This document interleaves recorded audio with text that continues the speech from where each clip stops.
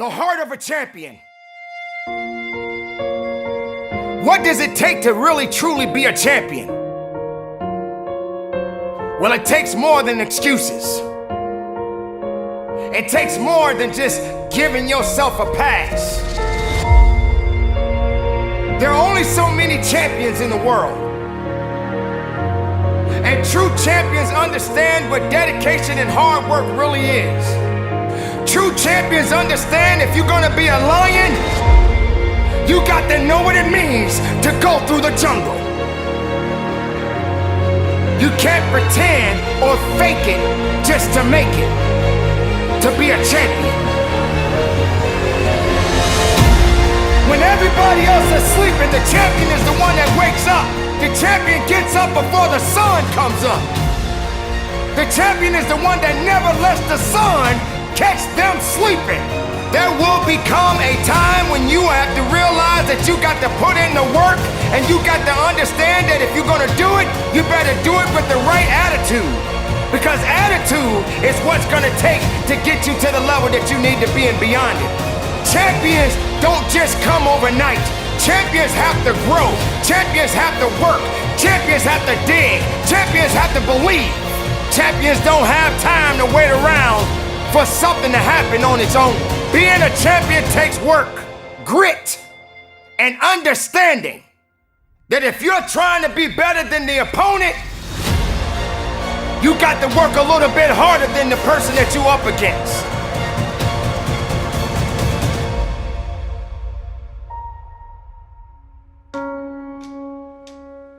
You must build a mindset for success. A mindset that can endure pain and struggle, because it will come. Your mindset will make or break you. A champion has to make significant sacrifices. A champion has to be disciplined. A champion has to be hungry. You got to dedicate everything about you. Train like a champion. Champions understand that discipline is always the key. There is no winning in excuses. There are no victories and giving up. You got to understand within you is greatness. Within you is something that is waiting to be awakened.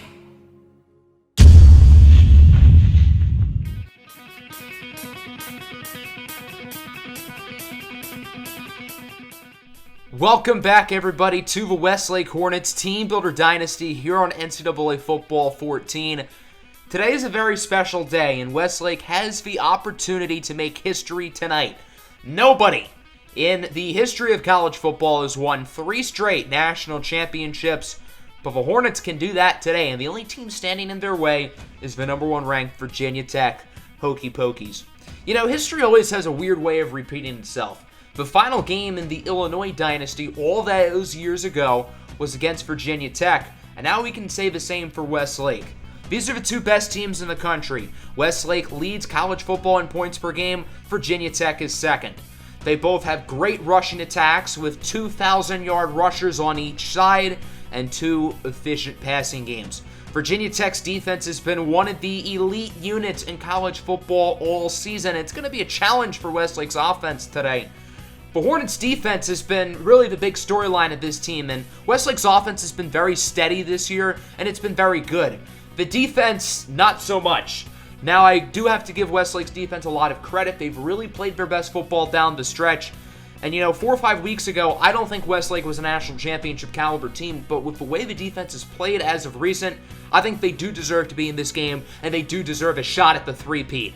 Welcome to the Discover Orange Bowl here in Miami, Florida, aka the national championship game, as the number 2 ranked 12-0 Westlake Hornets take on the number 1 13-0 Virginia Tech Hokies. So Westlake chooses heads for the final coin toss. You'd think it would be tails, because we always pick tails, but we're changing it up, and of course we lose the toss and we have to start on offense.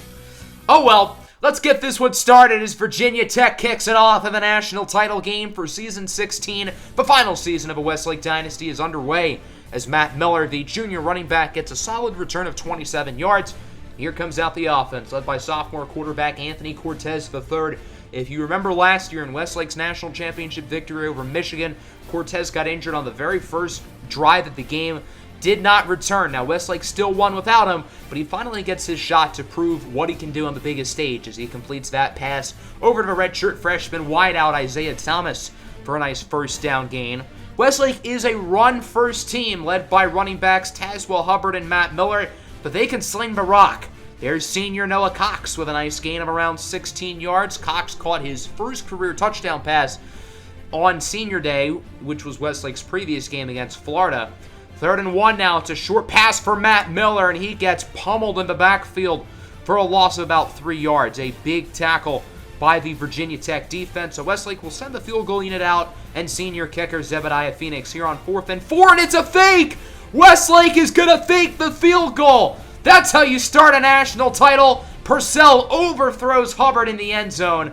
So the gutsy play call by head coach Mason Conway does not work, and Westlake does not score on their opening possession. But I really don't hate the call because this is the national championship game. You have to be ballsy, and Westlake certainly tried to really set the tone. Here's Virginia Tech's offense. Kenneth Kane loses 2. Nice tackle by Gordon Waters-Key. Kenneth Kane is a senior, only thrown 2 interceptions this year, but the leaders of this offense are running backs Javon Carter and Keenan Horn.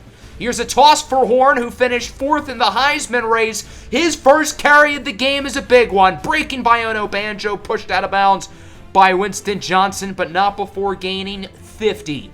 Quite the start for Keenan Horn, who you could argue is the best player on the field tonight.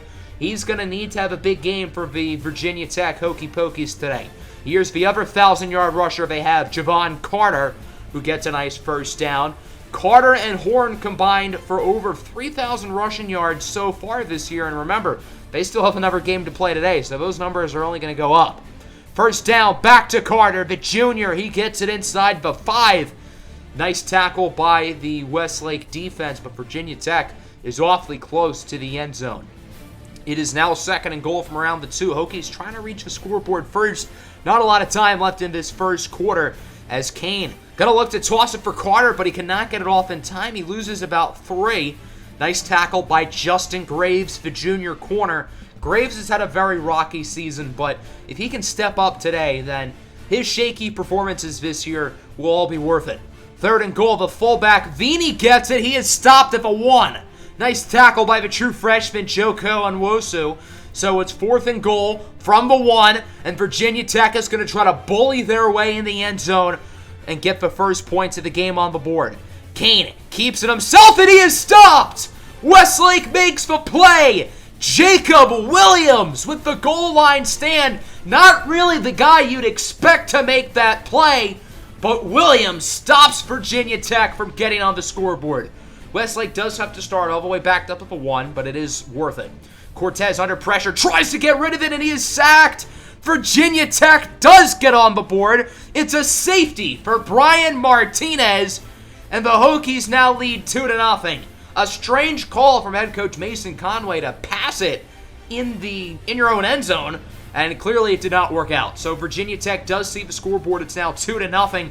And what the hell was Justin Graves doing there? If that was a 3rd down, he could have jumped the route, gotten an interception, but instead it's Ahmad Simpson who gets the first down, and that'll conclude the first quarter. Virginia Tech leads 2-0. Pretty odd score. The only points today have been from a safety. On to the second quarter, Hokies do start with the football as it is 2nd down and 11. Virginia Tech appears to be running another option. It's the big man, Ryan Vini, breaking tackles, and he is going to be wrapped up by Lou Burt's-Royd around the 20. Dear God, what the hell is that? What is that mascot? Is that a turkey? I'm disturbed. Following play now, Virginia Tech has it in the red zone. Kenneth Kane smothered in the backfield. That's Gordon Waters-Key again. Waters-Key is not a household name on this defense, but he's gotten off to a really strong start today. 3rd and 10 now for Tech. Kane under pressure, and he is smothered. A huge sack for the freshman Joko Onwosu. And on that play, quarterback Kenneth Kane dislocated his shoulder. He is questionable to return to the ball game. So a massive injury there for Virginia Tech, losing their senior quarterback. as they will attempt a 43-yard field goal. The kick is good, and we finally get our first offensive points of the game, as it is now 5-0. Very unique score. Westlake has it back. 2nd and 5. Cortez with a risky throw. It is hauled in by Isaiah Thomas III for the first down. Westlake is now past the 50. The Hornets have not really had an actual drive in this game other than the first one, in which they reached the end zone but were unable to score after, of course, faking the field goal.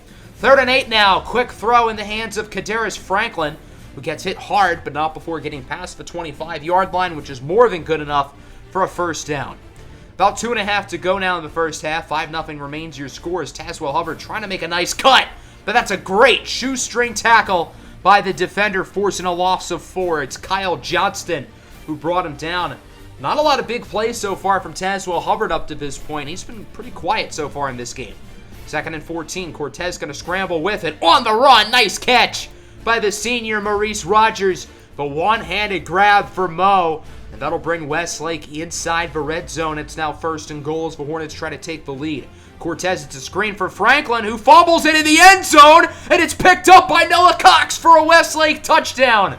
An unlikely score, but the Hornets do get on the board. Kadarius Franklin tried to dive in, and he lost control, but extremely great awareness on that play by Noah Cox to recognize the ball was out and quickly scoop it up. There were multiple Virginia Tech defenders in the area, but Cox was able to scoop the ball up, and Westlake scores in very unlikely fashion. They now lead 7-5 with under 2 minutes to go in the half. Matt Daniel now in at quarterback as he's going to throw a pass here on first down. It's incomplete. Kenneth Kane only threw like 2 passes earlier when he was healthy, so now they're actually trying to throw the ball at the backup. This seems kind of odd.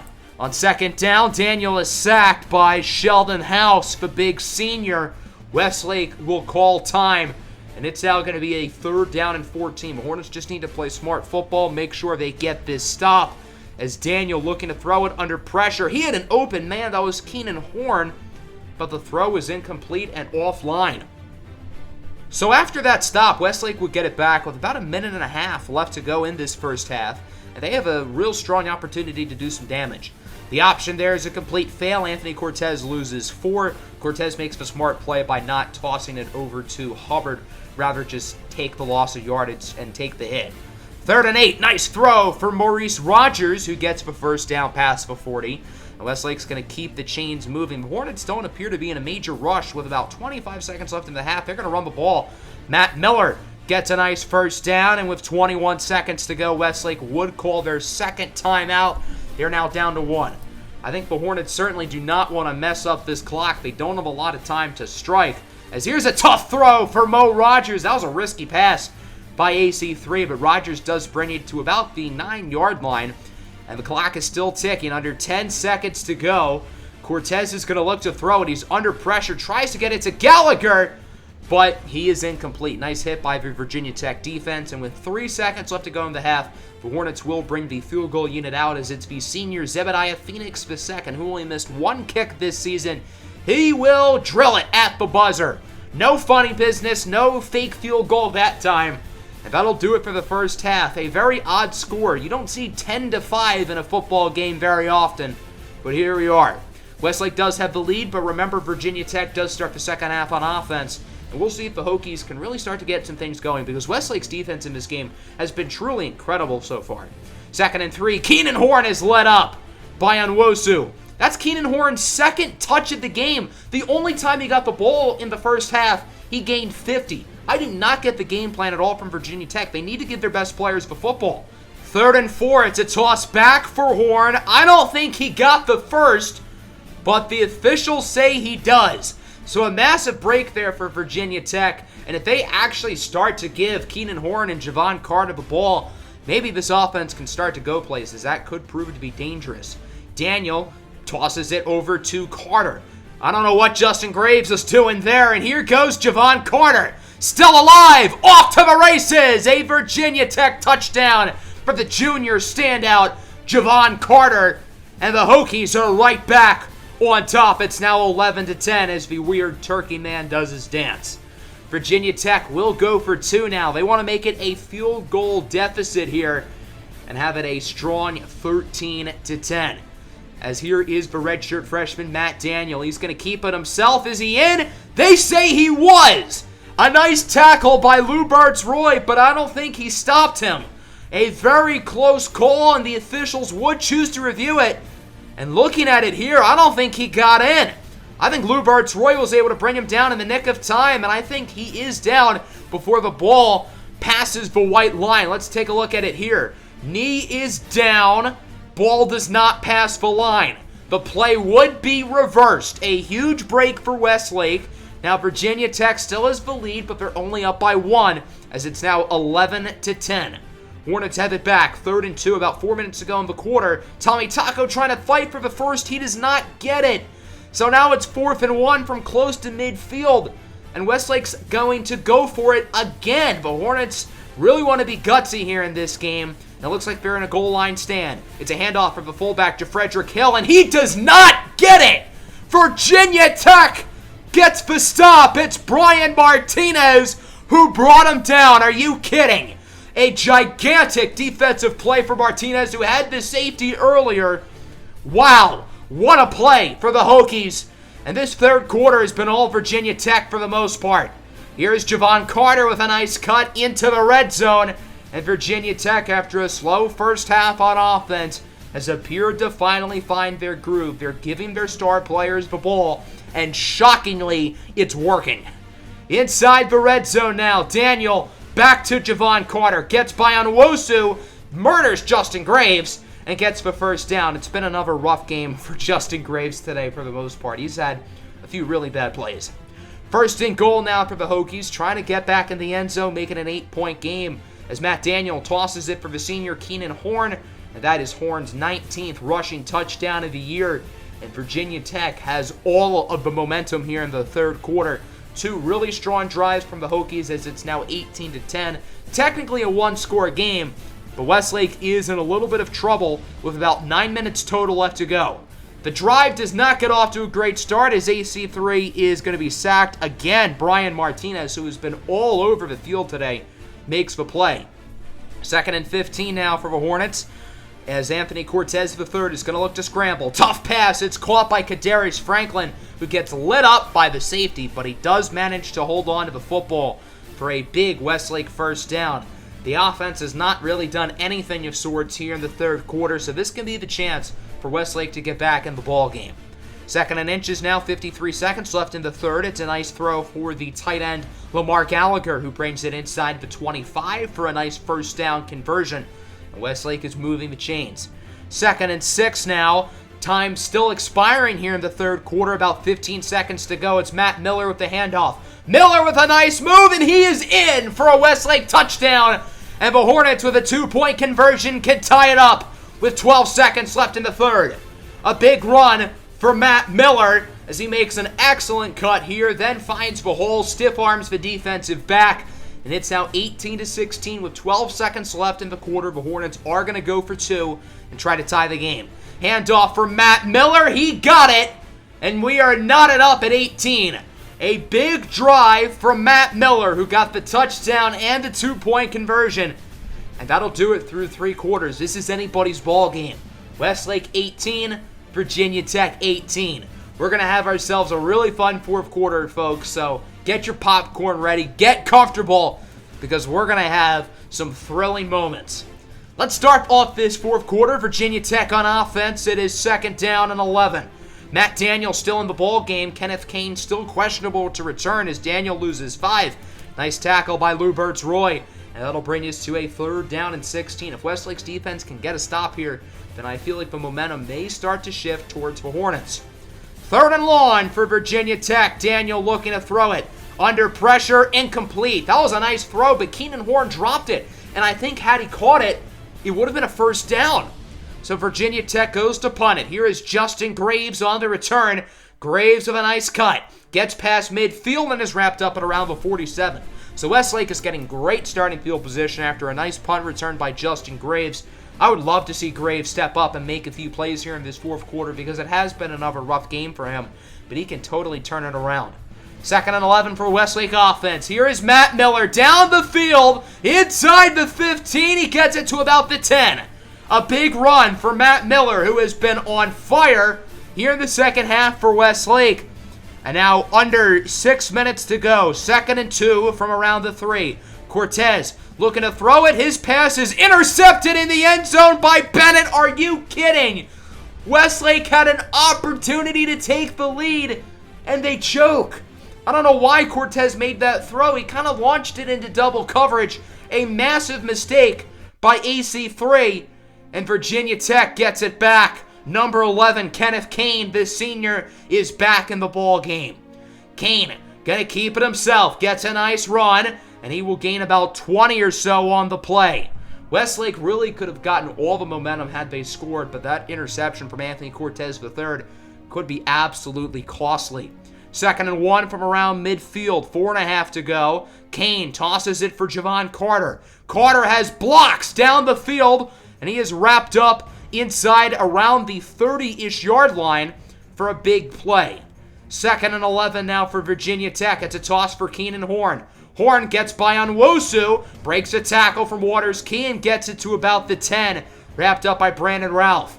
Virginia Tech is getting awfully close to the end zone. They have a strong chance to take the lead here as we near the closing minutes of this game.